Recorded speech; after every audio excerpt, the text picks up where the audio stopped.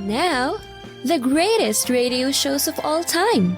Suspense. The Shadow Node. Washington calling David Harding, Counter Spy. Classic radio theater. The Great Gildersleeve. Fibber McGee and Molly. Dragnet. Gunsmoke. The Lone Ranger.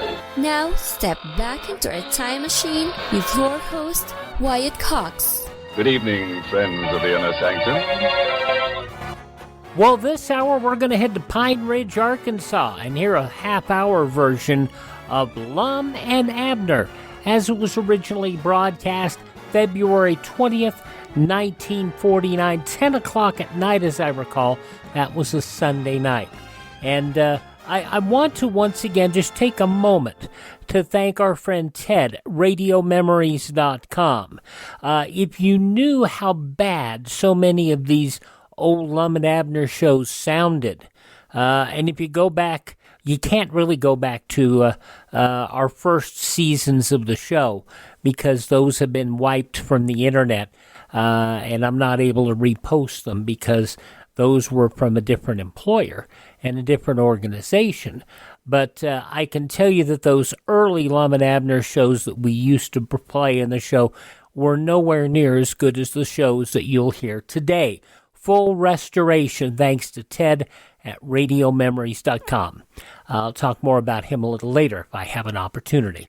But I do want to thank you for joining us and starting your week with us here on this Monday. This is the 20th day of February. This is the 51st day of the year. 314 days remaining till we get to 2024. Postal Service Act establishing the post office signed by President Washington on this date in 1792.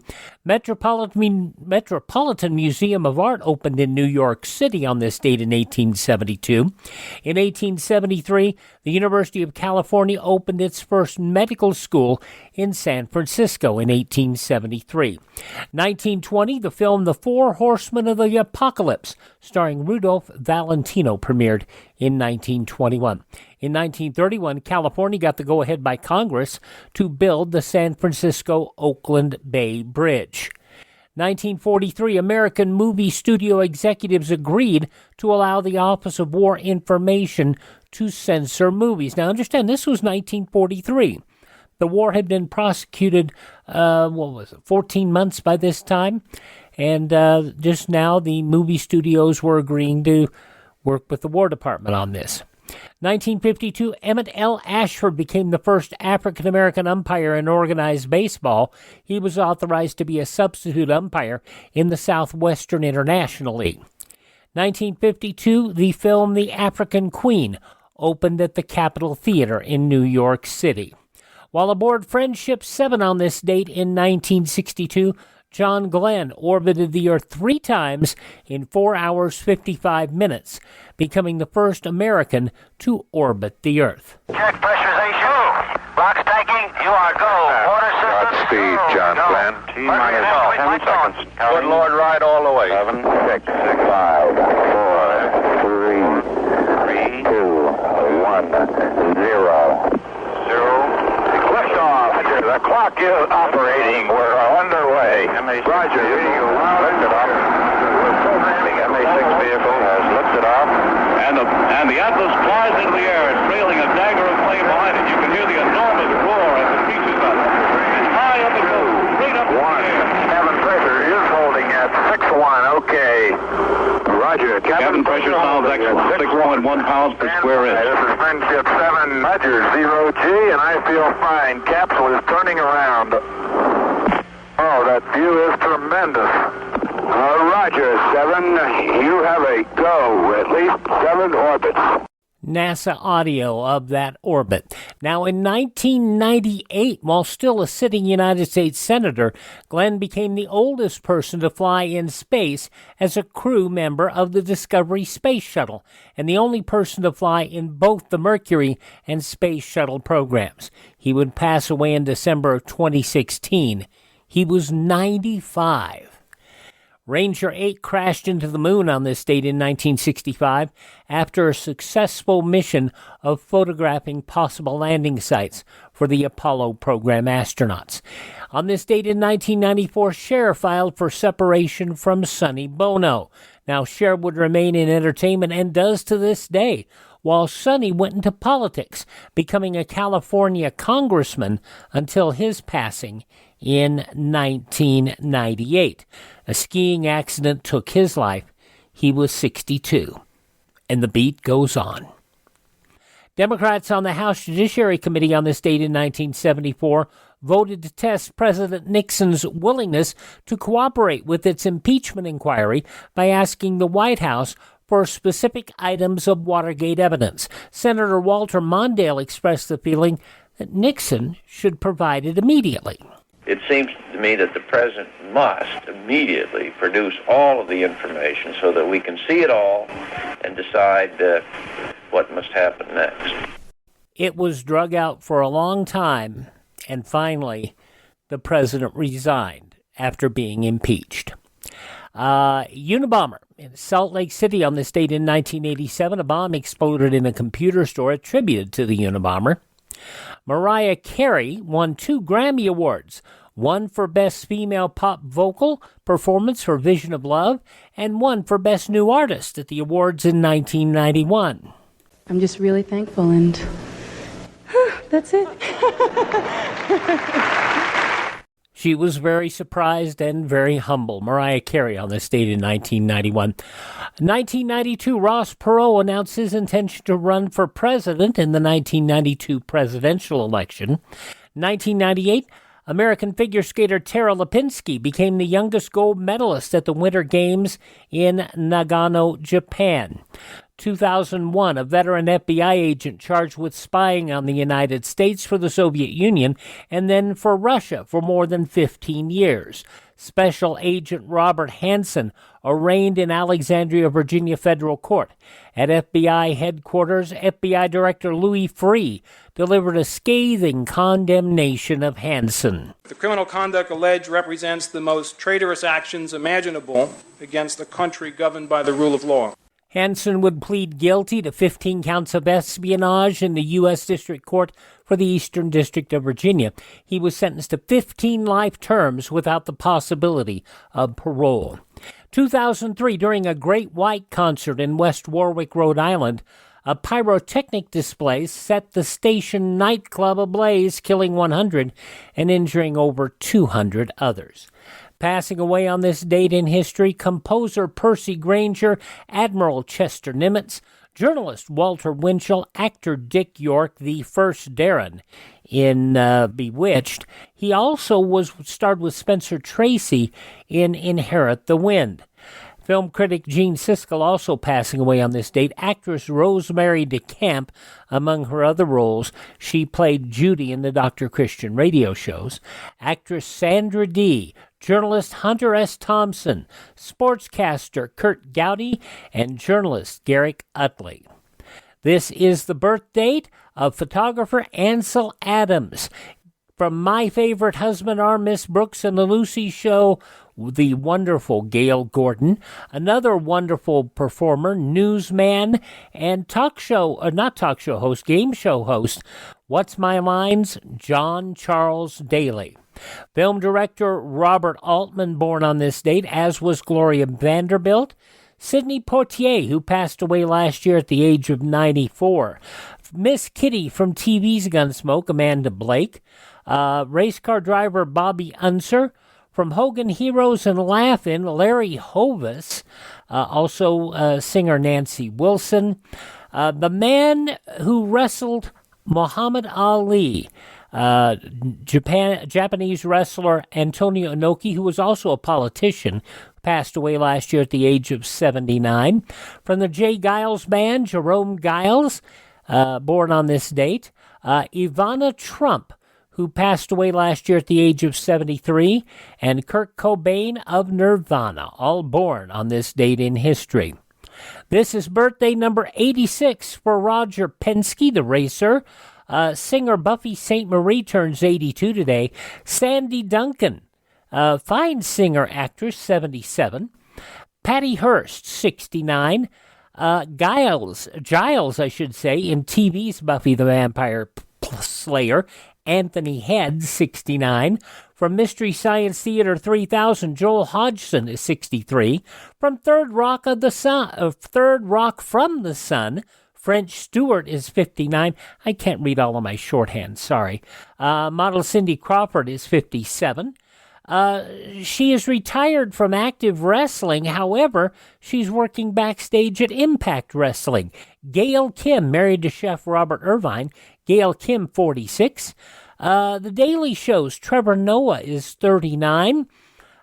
His role coming to an end there, as are many of the late-night talk shows, the internet just destroying them. Cord cutters.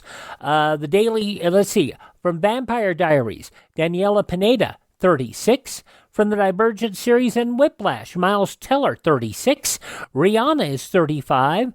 And the young lady who sang about getting her driver's license, singer-actress Olivia Rodrigo, 20 years old.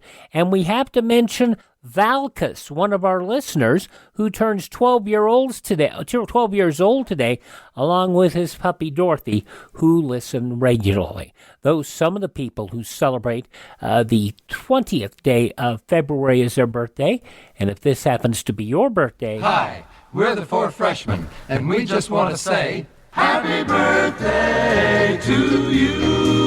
From 74 years ago, February 20th, 1949, Lum and Abner on this Monday, Classic Radio Theater with Wyatt Cox on your favorite station. Again, many thanks to our friend Ted at RadioMemories.com, who supplies us a number of shows. He has been very, very generous in his support of this show, and I hope you will go over and check out his shows, especially if you have somebody who wants shows on cassette and CD. Lots of places are just supplying shows on MP3 for your computer. Ted still supplies physical media, and check him out at RadioMemories.com. His prices are very reasonable, and the shows sound great. Like this episode of Lum and Abner, the half-hour shows. This one, February 20th, 1949, 74 years ago today. The Lum and Abner Show on the air for Frigidaire. Frigidaire, a division of General Motors, presents a brand new comedy show starring Lum and Abner.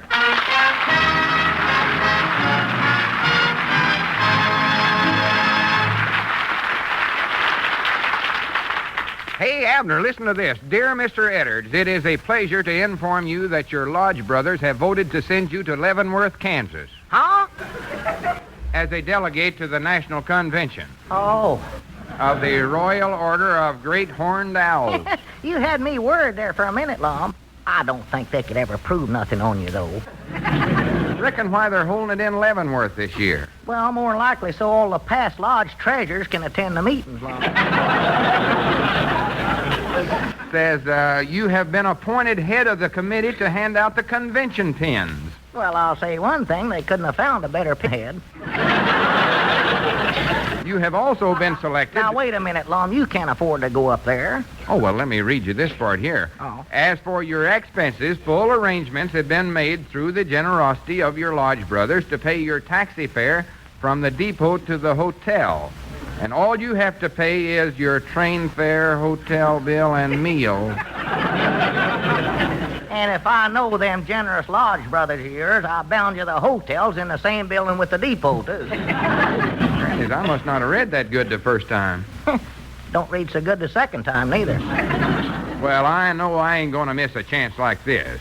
What have we got in the cash drawer now? My lunch. Blame it. Wait a minute. Abner, you know that money your woman's got saved up in that sugar bowl? Would you steal that for me? Just temporary, of course. Oh, no, that'd be just like committing suicide. All right, Granny's, I'll steal it then. I've just got to get to that convention, even if I have to embezzle the money. Why do you? Because they picked me to make a speech there. What on? Honesty in business.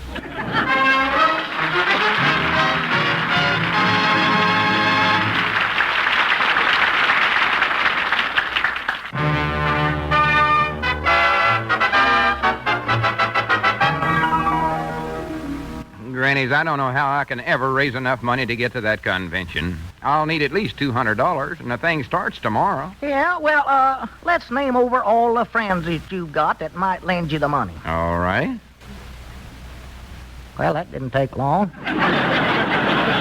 What other great ideas have you got? Well, we could sell my cornet. That is, if we could find enough money to get it out of the hawk shop. It ain't no use. My only hope is to find some man that's smart enough to have made a lot of money and dumb enough to lend me some of it. Hey, wait a minute. There comes Sister Simpson, Lum. She might be able to help you locate somebody. Men is one of her favorite subjects. Well, howdy, Sister Simpson. Howdy, Lum. Howdy, Abner. How's your woman? Oh, just tolerably. Say, Sister Simpson, I'm looking for a man with money. Well, brother, who ain't? Well, I just want one that's got close to $200. I just want one close. Say, maybe you could lend the money to Lum. Well, I'd love to, but I've just had so much expenses over at the boarding house lately. Oh? Do you know I've had to have that termite exterminator over there a half a dozen times this week? Well, what'd you have to get him over there so many times for? Have you seen how good-looking he is?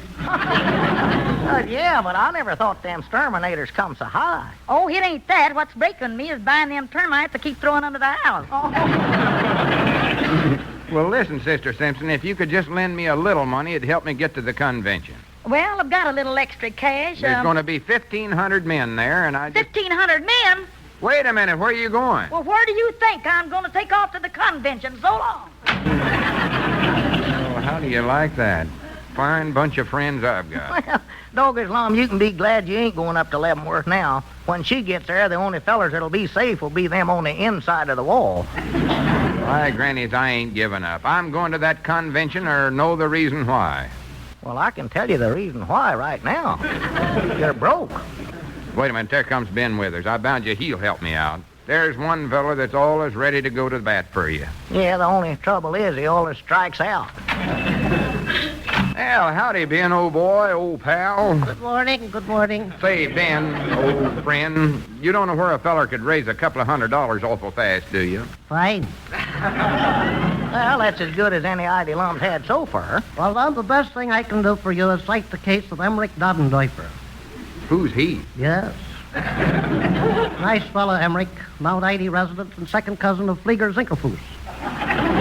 I knowed we'd work around to the Zinkerfusses sooner or later. Just 3 weeks ago, Emmerich Dodendorfer was practically destitute, and now he is a millionaire worth several $1,000s.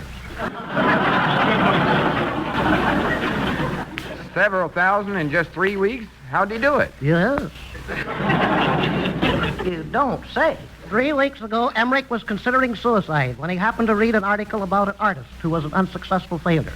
That's the worst kind. This artist decided to take his last few dollars and spend it all on one last fancy dinner. While sitting in the restaurant waiting for his deviled crab... Oh, he was married, huh? While waiting there, he absent-mindedly sketched a picture on the tablecloth, which an art dealer happened to see and bought from him for $5,000. Well, I had no idea that tablecloth was worth that. By the way, Love, do you know who that artist was? No, who was it, Ben? I don't know. Anyway, Emmerich decided to try the same thing. He took his last few dollars, went to a high-class restaurant, ordered deviled crab, and drew a picture on the tablecloth. Yeah, and did an art dealer come along? No, they threw Emmerich out for ruining the tablecloth. And on top of that, he got sick from eating the deviled crab. But, Ben, I thought you said he made thousands of dollars. Fine. However, when they threw Emmerich out, he landed on a very wealthy oil man. Oh, I'm beginning to see now. The wealthy oil man quickly interviewed Emmerich, took his name and address, and the very next day, Emmerich received a letter from the oil man saying that he was suing him for damages. But, Ben, you said that he was worth... Yes. However, on his way to court, Emmerich stumbled and fell, and while down on the sidewalk, he found an 1881 Indian head penny. Oh! He took his penny, put it in a slot machine, and it got stuck in there. Now, wait, Ben. Just how did he make all those thousands of dollars? Oh, Emmerich never made a nickel in his life. Well, how'd he get the money then? 2 days ago, he inherited $50,000 from his uncle. See you later, Lum. And if you think of any way of raising a lot of money fast, let me know. I'd like to get in on it.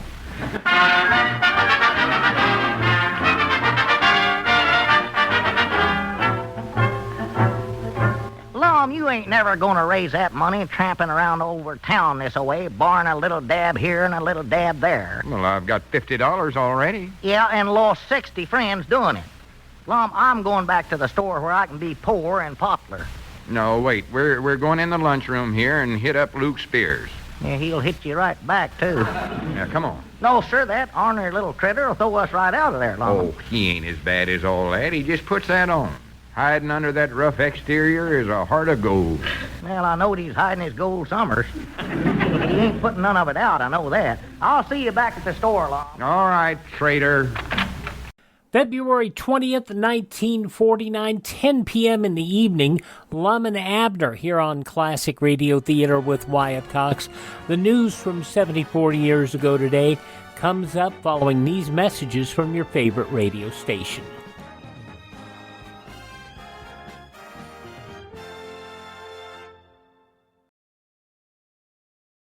Classic Radio Theater family, you know our friend Mike Lindell has a passion to help everyone get the best sleep of your life. He didn't stop by just creating the best pillow. He created the best bed sheets ever. They look and feel great, which means an even better night's sleep for me because, you know, I'm working like 67 hours a day. Now, Mike's offering the best deal on his Giza Dreams bed sheets ever. You can get a set of Giza sheets for as low as $29.98. You'll never want to sleep on anything else once you slept on a set of Giza Dream sheets. A special offer for you right now. You can get a set of Giza sheets for as low as $29.98. Call 1-800-928-4715. Use the promo code Wyatt.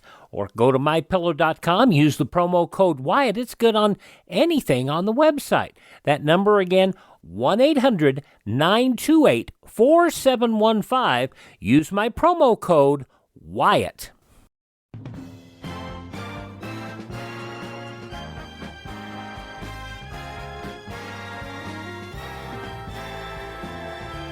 Thanks for tuning in to Classic Radio Theater with Wyatt Cox here on your favorite station.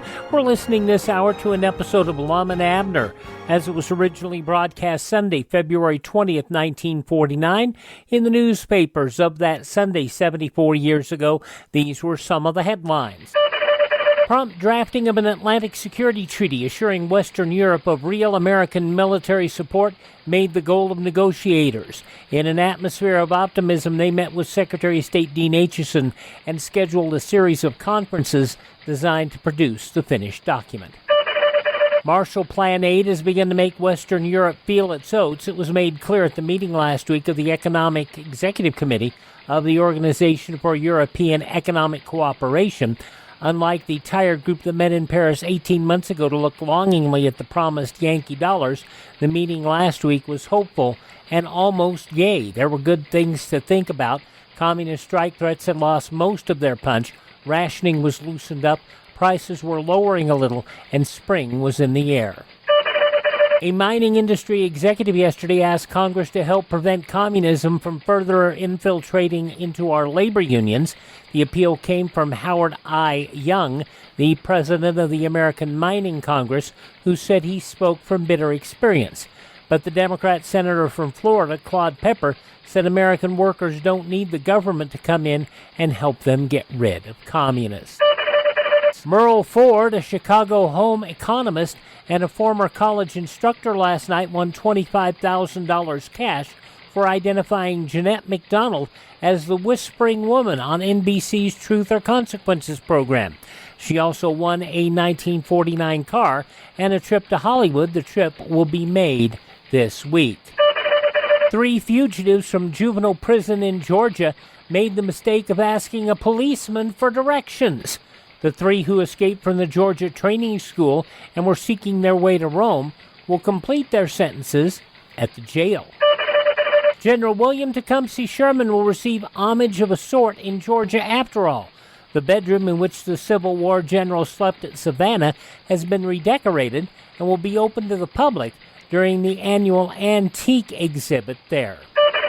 In Essex, Massachusetts, on his 98th birthday, Arthur M. Norton demonstrated his theory of longevity, which is hard work and good habits, by getting out and shoveling several inches of snow from his front walk. And those some of the day's top news stories as reported in the newspapers of Sunday, February 20th, 1949, on your radio, Lum and Abner, which continues now on Classic Radio Theater with Wyatt Cox. Well, howdy, Luke, old boy, old pal. Huh? Oh, howdy, Lum. How's business, old kid, old friend, old buddy? How much do you want to borrow? Now, wait a minute, Luke. Don't go flying off the handlebars. I'm doing this for a good cause. It's for the good of Pine Ridge. I'm raising money to send me to Leavenworth, Kansas. You're right. That's the best thing that could happen to Pine Ridge. Well, now, I'm for that. How much is my share? now, wait a minute. The National Horned Owl Convention is going to be there this week, and I thought as long as you're a lodge brother and... Well, it seems to me that we all want Pine Ridge to be well represented there, and... Oh, great jumping Jehoshaphat. Here comes that Birdie Finch. Birdie? He looks more like a vulture. Hello, Lucy. How do you do, Miss Finch? What do you have? Well, I really don't know. It's so hard for a young girl to make up her mind. Yes, it is, but let's talk about you. What do you want? Well, I have to be careful what I eat. I have to watch my figure, you know. Why? Well, I have to. Nobody else watches it anymore. Well, what do you want? Well, I'll take some macaroni with spaghetti, a few baked potatoes with a side order of hash browns, and a mashed potato sandwich. Won't all that starchy stuff make you bulge out? Well, it'll help.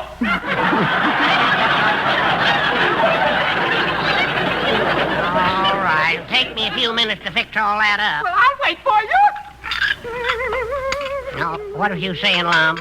Well, it seems to me it'd be a nice feather in Pine Ridge's cap if we had a good delegate to... Lucy, don't put in any salt. I ain't. This is arsenic.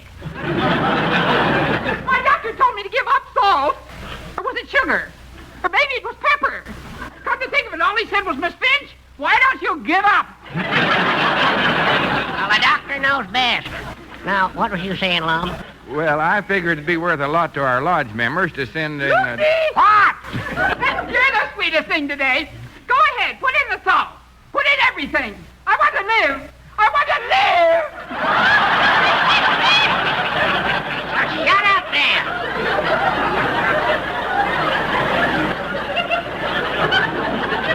Go ahead, Lum. Go right ahead. Well, it'll cost us all a little something, but think of the publicity we'll get. Well, how much do you reckon you'll need? Oh, hour to have it. Lucy, I've changed my mind. I don't want the macaroni. Have you any suggestions? Yes, and if you ain't careful, I'll suggest them. Lucy, you're sweet. What I was saying, Luke, I've got $50 so far, but I ought to have another $150, and I'm going to have to raise it awful fast. Well, I'm a little low on cash right now. Well, excuse me for butting in, but maybe I can help you. I have several old connections. Yes, and they're all coming loose, too.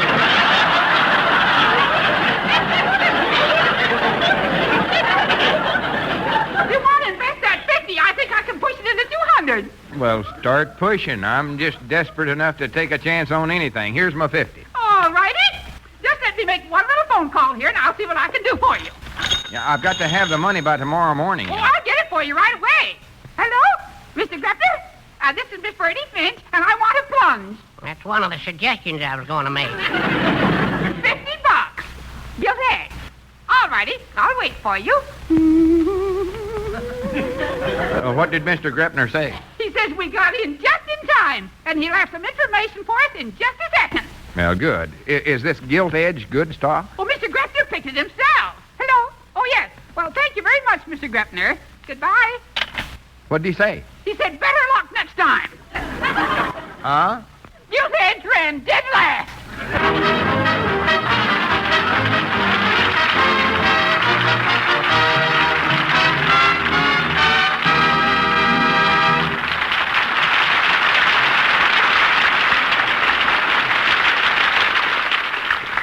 February 20th, 1949, Lum and Abner on this Monday, Classic Radio Theater with Wyatt Cox. Jimmy Stewart on Tuesday's Classic Radio Theater with Wyatt Cox, an episode of the one-season Western that Jimmy starred in, The Six Shooter, from 69 years ago, February 21st, 1954, Battle at Tower Rock. Britt comes to Tower Rock to visit the fair and finds himself the judge of the preserves competition. He must decide how to judge between two feuding sisters. That's on tomorrow's Classic Radio Theater with Wyatt Cox. But now the conclusion of Lum and Abner, 74 years ago, February 20th, 1949.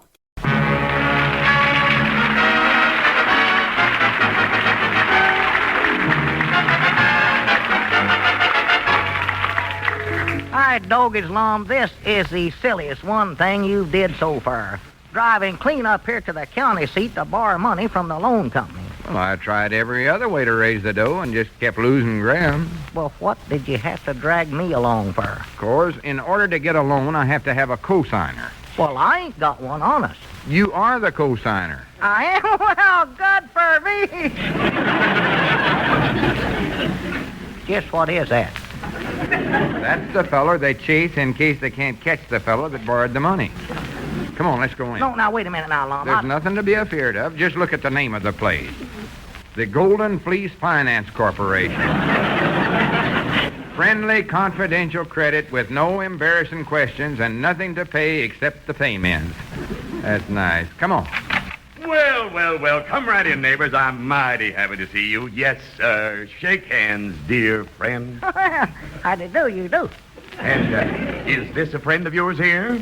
I thought you said no embarrassing questions. Well, now, let's just sit down here in these big, comfortable, friendly chairs and talk over this little old loan in a neighborly way. Hey, neighbor? Well, sir, I'd like to get 200 little old neighborly dollars.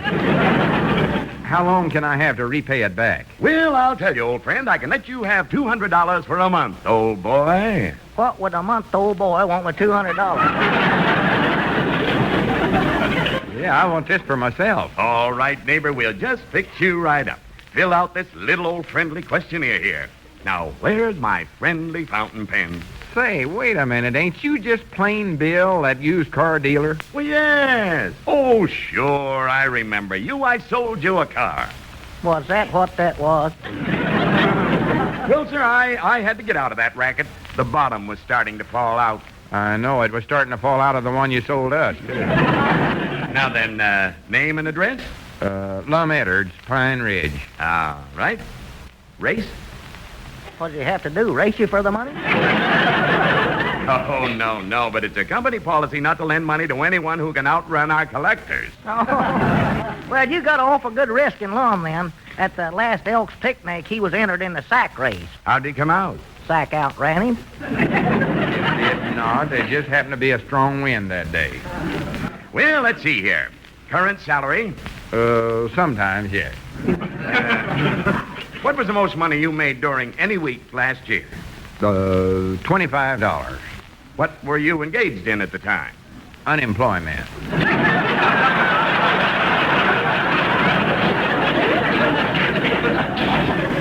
Yeah, when he works, he don't make half that much. Keep out. All right, now we come to the little old homey subject of collateral. Collaterals? What's that? Well, you've got to put up something that's worth more than the amount we lend you. Then if you don't pay the loan, you don't get back what you put up. You don't? Hey, Lum, reckon we could put up Elizabeth? No, you can't use your woman for collateral. Oh, I didn't think so. Yeah, about the only thing we've got is the Jot 'em Down store. All right, fine. Hey, now, wait a minute. I don't want to take a chance on losing the store. How do we know this company's reliable? Oh, you don't need to worry about that. We have branches in every city in the country where the laws aren't too strict. Yeah, but when Lum can't pay, which he won't be able to do, you'll take the store away from him. Oh, you don't need to worry about that either. I know. We're always very kind, courteous, and considerate. Well. We never take advantage of... Oh, excuse me while I answer the phone. Yeah, nice. Golden Fleece Finance Corporation. Love that name. Well, how much overdue is their payment, Max? 30 minutes? Oh, well, have a heart, Max.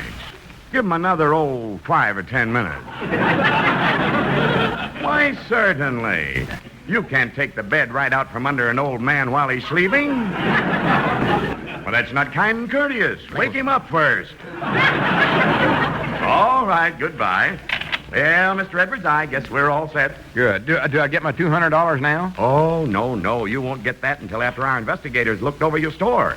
He'll be there late this afternoon. He will? Yes, that is, if he can find some place to borrow enough money to make the trip. Good day.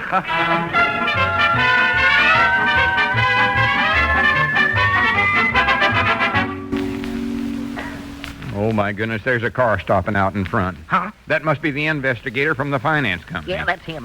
Abner, did you tell everybody to come in the store and pretend they're giving us big orders? Yeah, well, I tried to get a lot of them, but all I could get was Ben and Luke. Well, in that case, you'd better be a customer, too. Me? Why, Lum, I wouldn't trade in a dump like this. Well, just swallow your pride long enough to help me out, please. Oh, me. If we don't make this store look rich and prosperous, I won't get that loan. And if I don't get the loan, I won't get to go to Leavenworth to the convention. Well, ain't that a shame? Now, here comes the investigator. You sneak out the back way and then come in the front and make off like you're a rich customer. Go on. All right, but don't you go raising the prices on me. Well, what do you care? You get half the profit. Oh, yeah, well, raise them up then. Well, how do you do, sir? I reckon you're the investigator. Why, yes, you're right.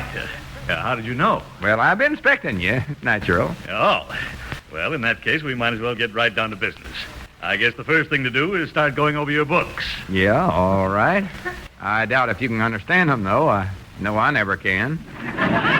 Oh, excuse me. There comes one of my rich customers, of which I have numerous numbers of. Howdy do you do, Mr. Eddard, wealthy storekeeper?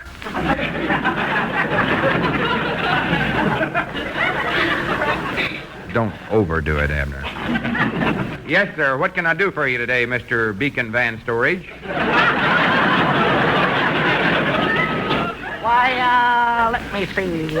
I believe I'd like a couple of mouse traps. Make it bigger than that. All right, make it a couple of bear traps then. I'm sorry, Mr. Beacon Van Storage. I ain't got a one left. Oh, dear, oh, dear. I just do such a rushing business here, I just can't keep nothing in stock. Yes. Well, let's see then. I'd like a nice, expensive yacht. Well, what'd you do with the one I sold you yesterday? I've used it.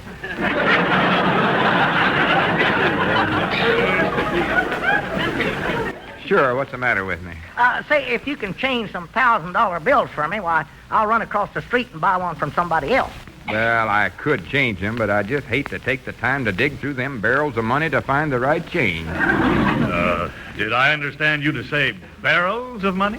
Yeah, you know how it is. You miss going to the bank one day and the stuff stacks up on you. Well, your books don't seem to show that much business. Oh, well, I do so much business here, I don't have time to put half of it down in the book. Oh, how do you do, Mr. Withers? Fine. What can I do for you today? I want 200 cans of beans, 900 pounds of sugar, 30 sacks of flour, 800 packages of thick Newton. My, your order's a little light today, Mr. Withers. 500 sacks of cornstarch, 2,000 crooked neck squashes, one yacht. I used a yacht, Ben. Excuse me. Mr. Edwards, do you actually do this kind of business every day? Oh, this is a slack day around here. 300 pairs of men's slacks. Howdy, Lum. I want 3,000 yards of green olives and... Luke, I wonder if you could come back tomorrow. What's the matter? Didn't the investigator show up?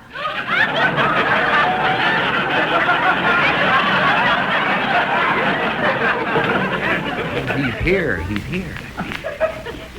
I'm just too dead blame busy to wait on you today, Luke. 800 cans of mushroom buttons. 900 cans of mushroom buttonholes.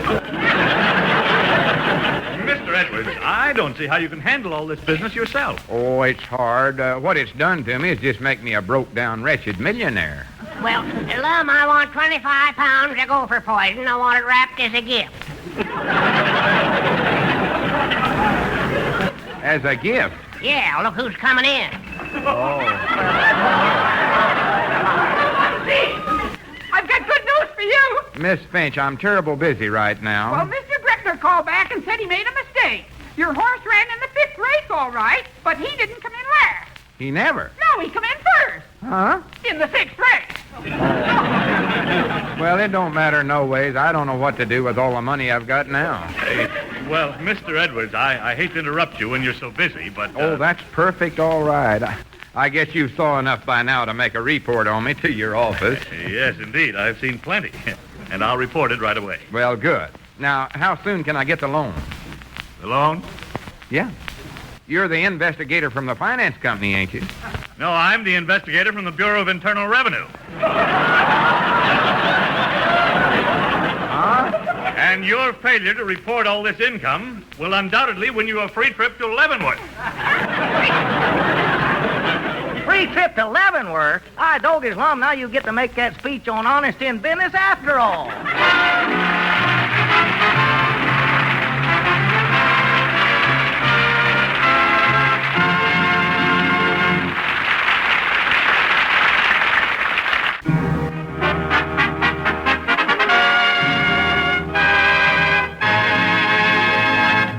Hurry up, Lum. Tell me, how did you come out with the income tax man? How soon do you leave for Leavenworth? I ain't going. Oh, that's a shame. Yeah, when he found out what bad shape our store was actually in, he gave me a $200 refund.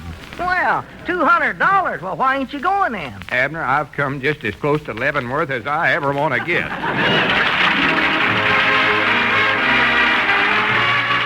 From February 20th, 1949, Lum and Abner here on Classic Radio Theater with Wyatt Cox. And this hour's show's provided by our friend Ted at RadioMemories.com. Check out Ted's programs available on cassette, CD, or flash drive for your computer. Yes, he still supplies cassettes. He still supplies CDs. Check out Ted at RadioMemories.com. And the shows sound really great. Alrighty, hope you'll take a moment to visit our webpage, classicradio.stream. Stream our shows on demand. Learn about building a classic radio collection of your own. You can contact me there, find our social media links, and you can also buy me a coffee there. The Buy Me a Coffee link helps us acquire additional classic radio collections. We're going to go shopping this week and try to find us some more great collections. Also helps us maintain our distribution channels. That's at classicradio.stream, the Buy Me a Coffee link, classicradio.stream. Also visit our friend at mypillow.com. Mike Lindell has a great amount of product there that will be good for gifts of any kind. That's at mypillow.com, promo code Wyatt. Thanks for listening. Have a great week ahead. Tell all your friends the greatest radio shows of all time are right here at this spot on the dial. Classic Radio Theater with Wyatt Cox on your favorite radio station. Happy birthday, Valkus.